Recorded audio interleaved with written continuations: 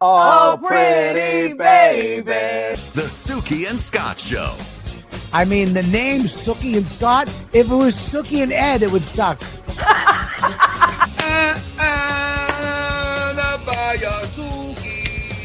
Honey buns? Honey buns is the number one answer, Suki. 32 people. I'm not scared of you at all. I'm supposed to be scared of you. Dementia runs in my family, so I don't know how much time I got left. But I said, I've got my mind made up. You guys are always wonderful. You have great energy. Producer. Things in the morning. Nice! Just like a pet, I want to take you there. Upset Spike. Oh, there you go. We all live in a yellow submarine. A yellow submarine. The Suki and Scott Show. That's the best intro for a show I maybe have ever seen. Your intro is fantastic. And cut.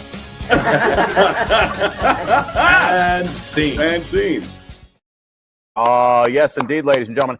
And scene. Norm Lewis all over the place right now, by the way. Huge. And huge. And you know what? And he didn't give us an idea of what he was doing, that he was going to explode. When we just saw him like 2 weeks ago. Yep. We're singing songs. We're singing Broadway, a little Les Mis, right? Norm. Then I'll return. I pledge my word. Oh, here we go. He didn't give us anything.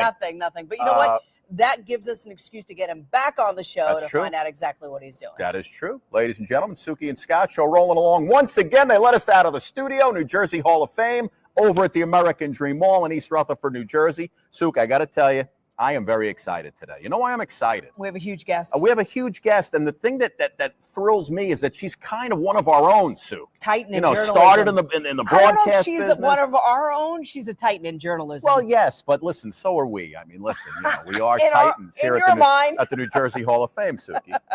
How dare you? I'm the number one news anchor in the country right now.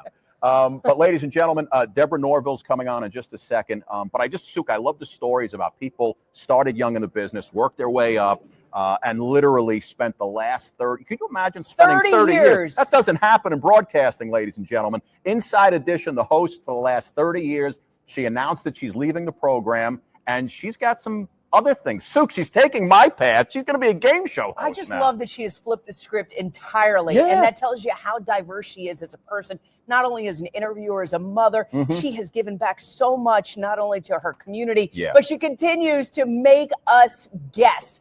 And I love people like that, that they just keep recreating and recreating. Did we blow enough smoke yet? I think we have. And let me just tell you something. Can she hear us? No, I know she can hear us. Can I tell you something? What's that? I had the chance of interviewing her a long time ago in WPIX. Okay. And she is one of the most generous people in the sense that she wrote me a hand letter saying thank you and what a pleasure it was to have time together. And I still have that note from the desk. You should have sent it to me. We could have played it. Deborah Norville. Could have took a picture of it. I know.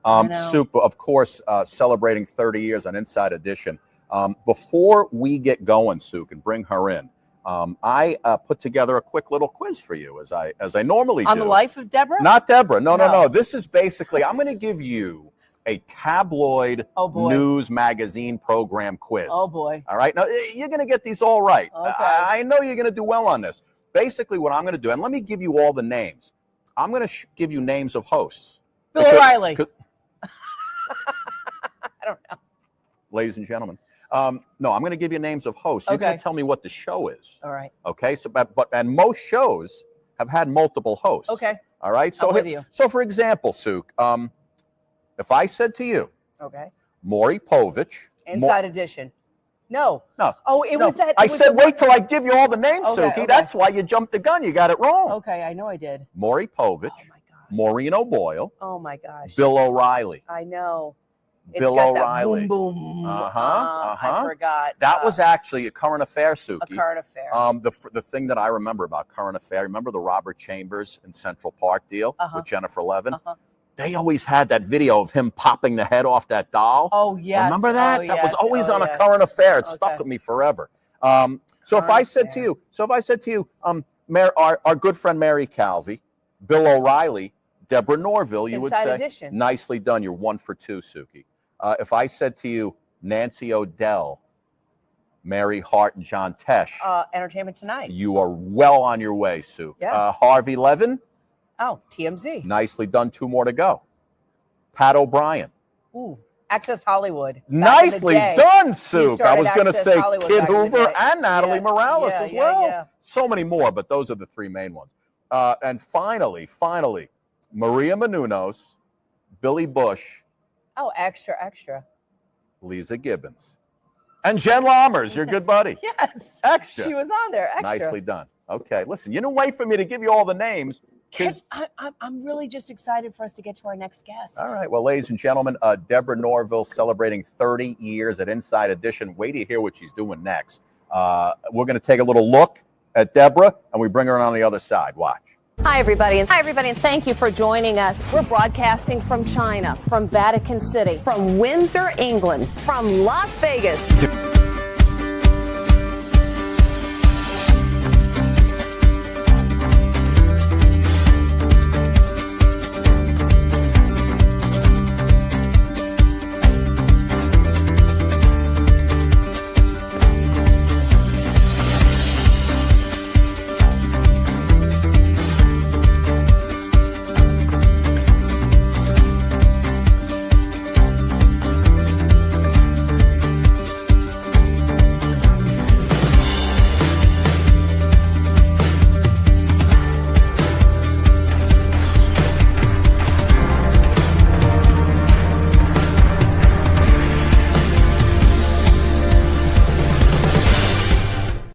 Deborah Norville. Oh, yes, indeed, ladies and gentlemen. You do Deborah not Norville. age. Thank you. Do not age. Hi, guys. Suki, I can't believe you still have that note I wrote. I have that note. I have that thing note. to hear. I have it, and I think it was like in the year like 1999 or 2000. That was when Picks on the Morning Show? Yeah, it was on the morning show. Forever ago. Yeah. Forever ago, and I still have it because it just meant so much, and I just thought, my God, what, a woman of your stature to take time to it just meant so much to me, Deborah. Honestly, it just really did. I hope you know that. You know what that underscores is that when you treat people with respect, when you do all the things that your mama raised you to do, which is say please and say thank you, and if somebody's really nice and extends themselves, then send them a note. It's it's 50 cents or whatever a stamp costs these days, and a few minutes of your time. Yeah. But the fact that all these years later, it still means something to you, means that your mama was right. And it actually is a great way to go through life by just being respectful and nice to people. It's not that hard. The world would be better. Kindness and respect.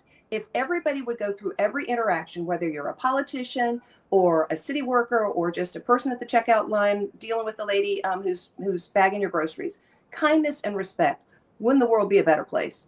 Yes. 100%. 100%.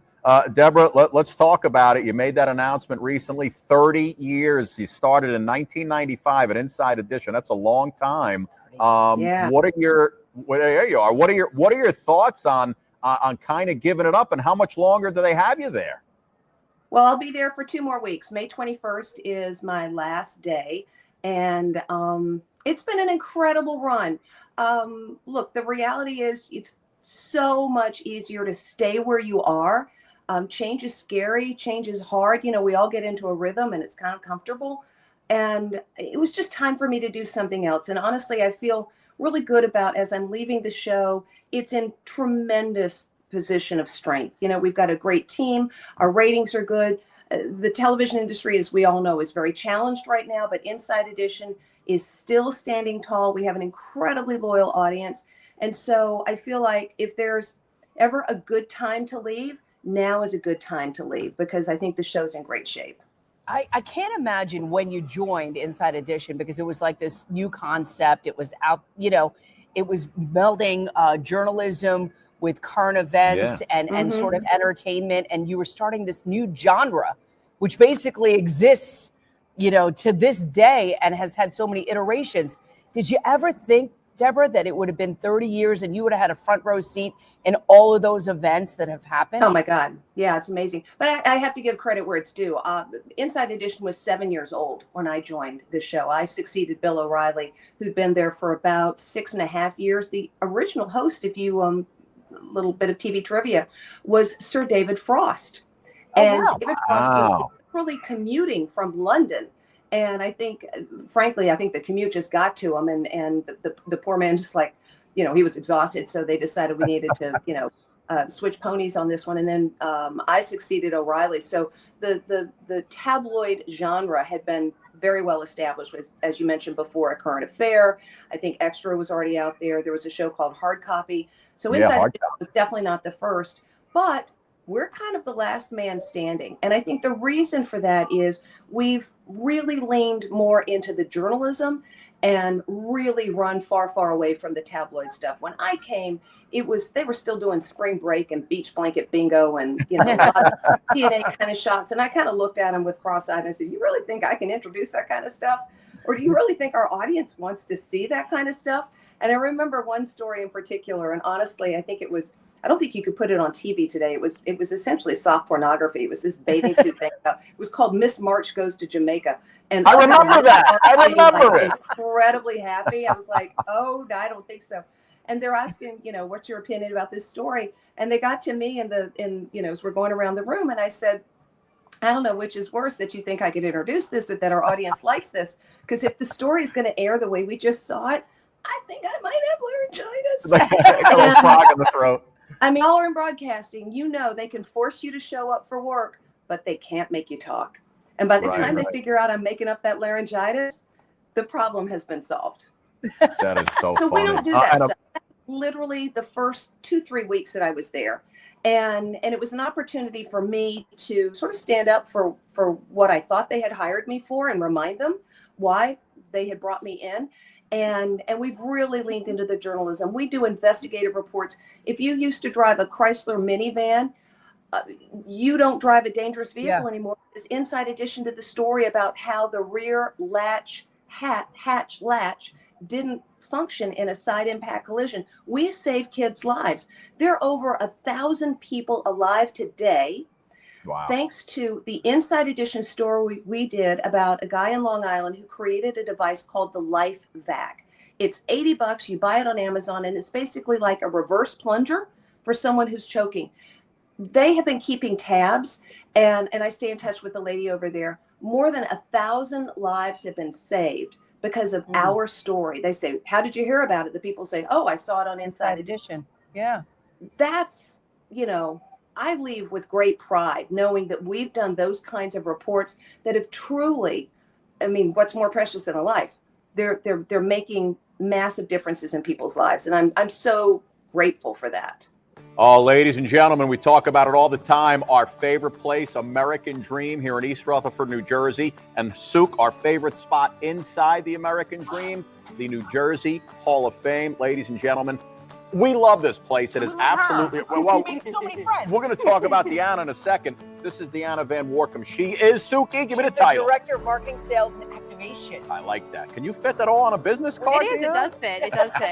Yeah.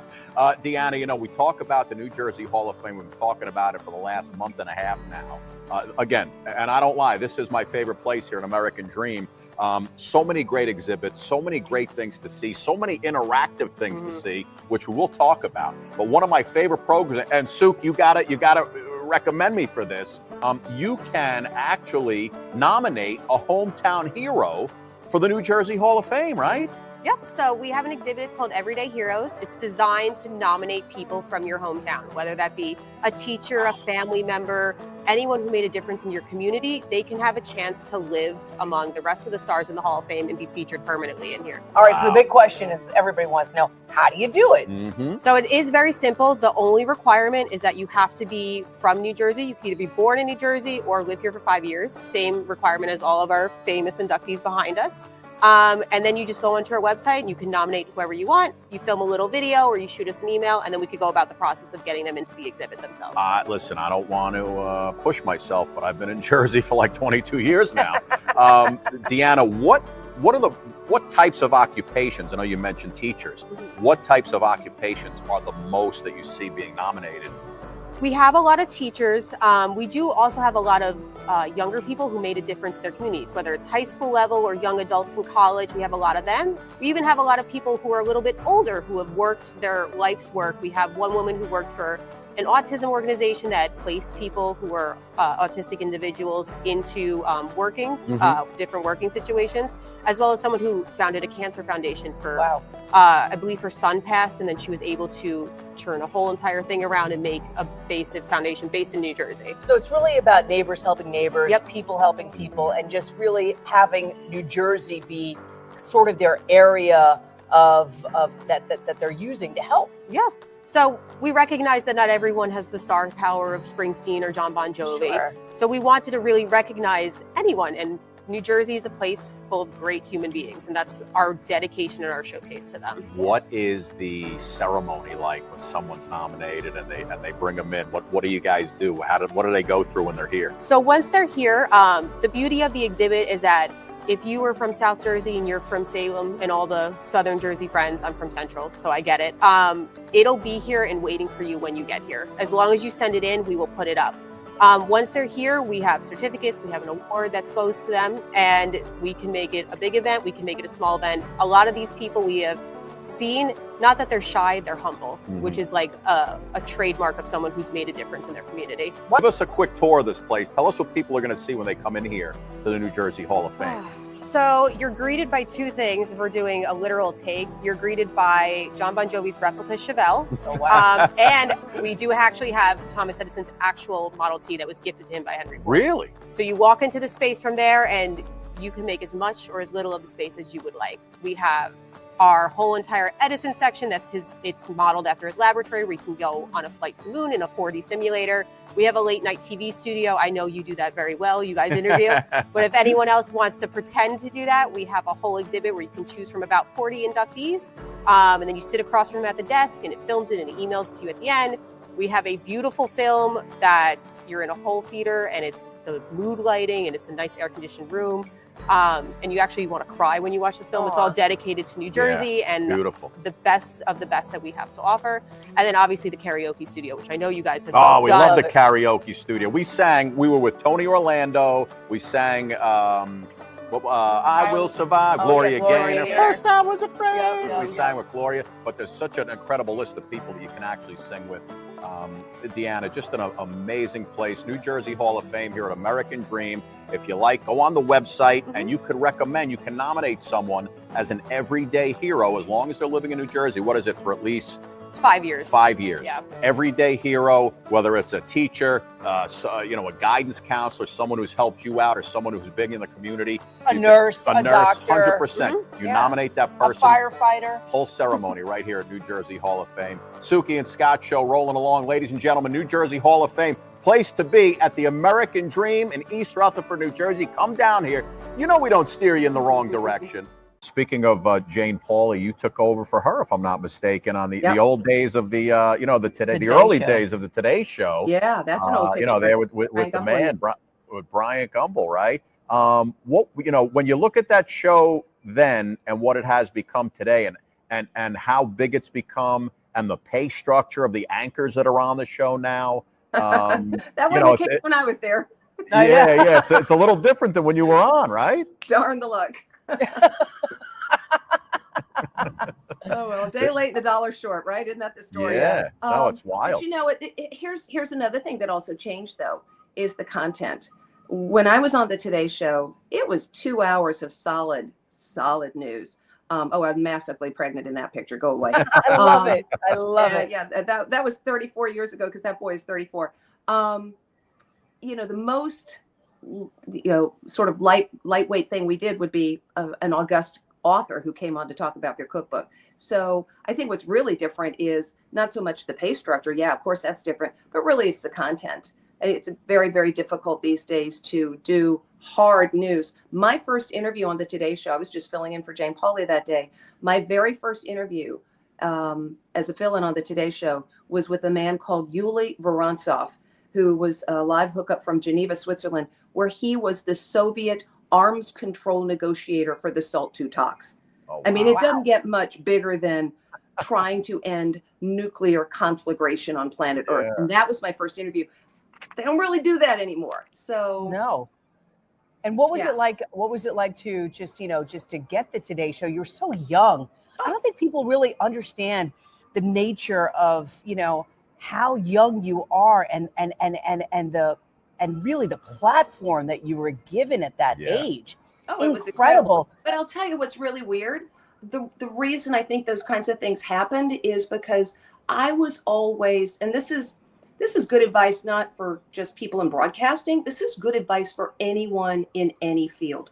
I was always over-prepared and ready for things that were never going to happen. I would, in my head, do interviews with public figures that I am highly unlikely to ever get to meet, right? So I remember specifically, I was the anchor of Sunrise, which was the newscast that came on at 6 o'clock in the morning. And I thought, well, if I had to just interview the Speaker of the House, what would I talk about? And so I had in my mind made up interview questions for the Speaker of the House, Tip O'Neill, back then. This was during the Reagan days. Yeah. Wouldn't you know, I'm at the Today Show and or at NBC. Somebody is supposed to be interviewing Tip O'Neill. Whoever that person is, nobody can find them. They come running down to my office. You're up. We need you in the studio to interview Tip O'Neill. I'm like, I got this. What are the chances? Yeah. What are the chances? And my first big break, I was a local reporter in Atlanta, Georgia. That's where I started my career while I was still a student at the University of Georgia. And Jimmy Carter was coming to Atlanta. He was president at the time, getting the Martin Luther King Jr. Peace Prize. And I'm there to cover it live on the noon news as he's going to some local restaurant before he has his big award. And I'm not going to interview the president, but you have one question ready just in case, right? Yep. So I've got my question ready. And it actually had to do with how Bella Abzug, the lady from New York, had been fired as the head of the President's Commission on Women. So that was the news of the day. And so I'm going to ask about that if I get the chance, which I won't.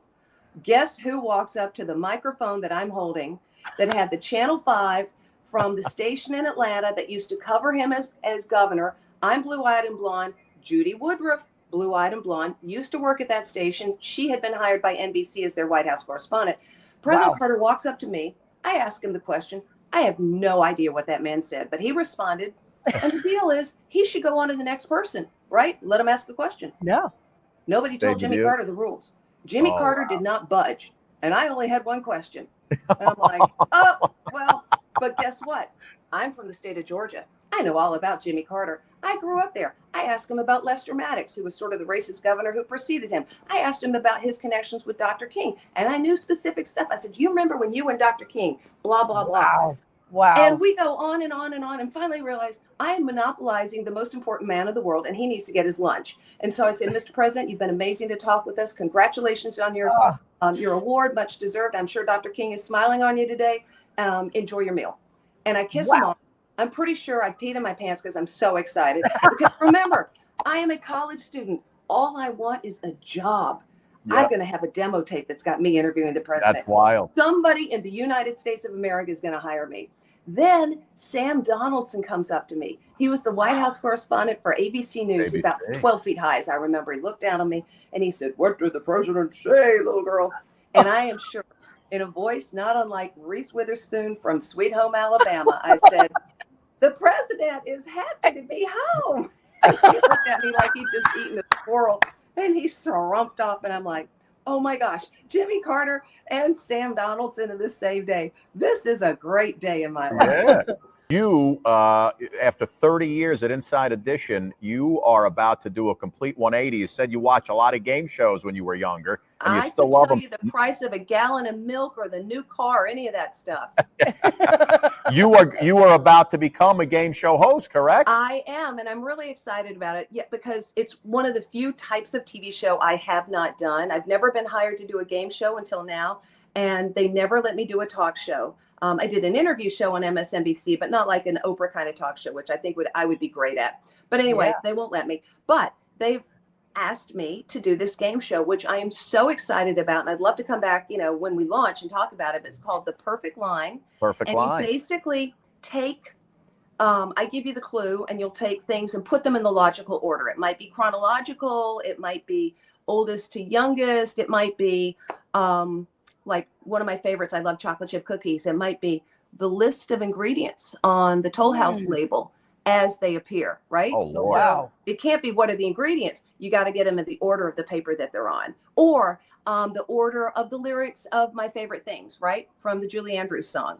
It's like, what comes first? Is it Bright Copper Kettles or is it Raindrops on Roses? Yeah. So it's that kind of thing. It's fun. I feel like Raindrops on Roses is first. Raindrops on Roses. Yeah, Raindrops and Whiskers on Roses. on Kittens. So there you go. Yeah. Bright Copper Kettles and Warm Wooden Mittens. That you know. That you know. That quiz you know. The Perfect Line, you start shooting episodes this summer, right? And then I think it comes out on CBS stations in the fall.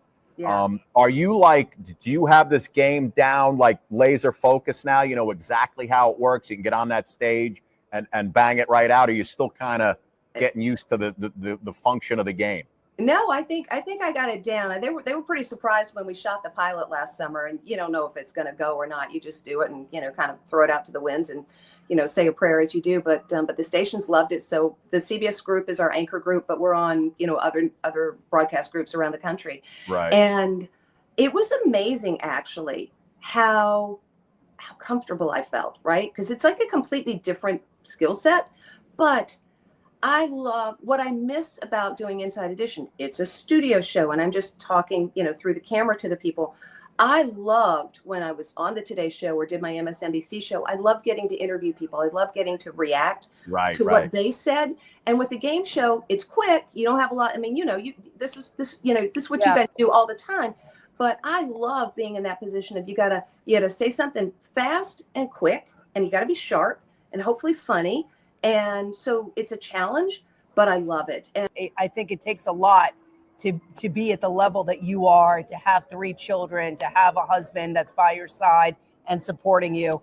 So I know you wrote a book, Thank You Power. Right. But I was just curious, are we going to see a little bit more in the next iteration of who Deborah Norville is going to be? In terms of writing? Yeah. Yeah, I think so. I've always got like a few books going, and honestly, I've been sort of a slug. And now I'm going to have some space. I can but I hate, so like Back on Track was my first book, and it was really about my experience at the Today Show, getting, canned off of that. But that's a recipe book on how to put your life back together when you fall apart. And so what I've really gotten into is cognitive behavioral therapy and how we can use the power of our brain to change our lives. Norman Peale famously said, change your thoughts, change your world. But there's actually science behind a lot of that. So a more recent book that I wrote was called Thank You Power, as you mentioned, making the science of gratitude work for you. And it's really all about peer-reviewed academic research that shows the physical things that happen when we focus on our thoughts on those things for which we're grateful.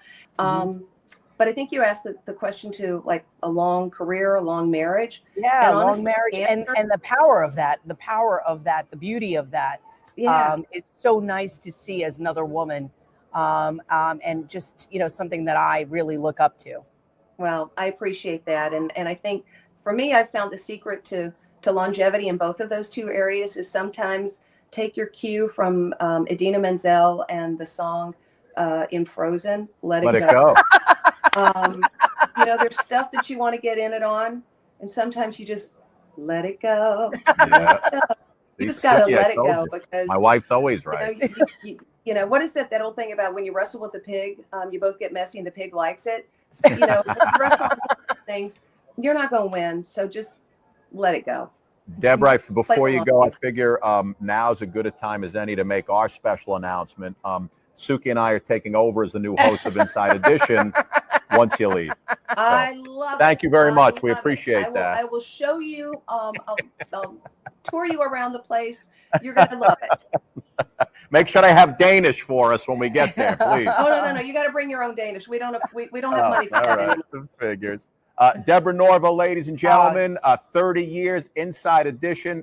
Deb, congratulations on an amazing career. And the next show. You're going to crush it in this game show host thing. Please come back once it starts, right before airtime. Let's get it going before it launches. It's a date. Absolutely. Deborah Norville, ladies and gentlemen. Much. Deborah, thank you so much. Have a great summer. Appreciate it. Ladies and gentlemen, that's going to do it for this edition of the Suki and Scott Show right here at the New Jersey Hall of Fame, East Rutherford, New Jersey, the American Dream Mall. You got to get down here and check this place out. Absolutely fantastic. We will see you again. Lots more celebs and performers to come right here on the Suki and Scott program. Mwah. Bye, guys.